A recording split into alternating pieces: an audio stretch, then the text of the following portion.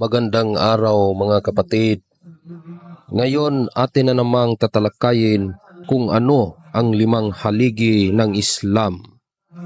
Bahagi rin ng pananampalataya sa Allah subhanahu wa ta'ala ang maniwala sa lahat ng tungkulin at obligasyong ibinigay niya sa kanyang mga lingkod, gaya ng 5 haligi ng Islam na isinasagawa ng hayagan. Ang mga ito ay ang sumusunod: Syahada o pagsaksi. Walang Diyos na dapat sambahin maliban sa Allah at si Muhammad ay sugo ng Allah. Ang pagsaksing ito ay tinatawag na syahada.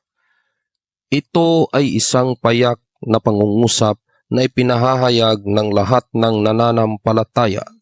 Sa wikang Arabic, ang unang bahagi ay La ilaha illallah. Walang tunay na Diyos na dapat sambahin maliban sa Allah.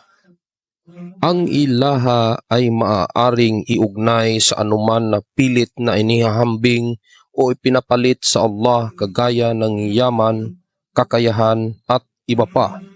Ang susunod ay ang ilallah. Maliban sa Allah, ang pinanggalingan ng lahat ng nilikha. Ang pangalawang bahagi ng syahada ay ang Muhammadar Rasulullah. Si Muhammad ay sugo ng Allah. Isang mensahe ng patnubay na dumating sa isang tao na katulad natin.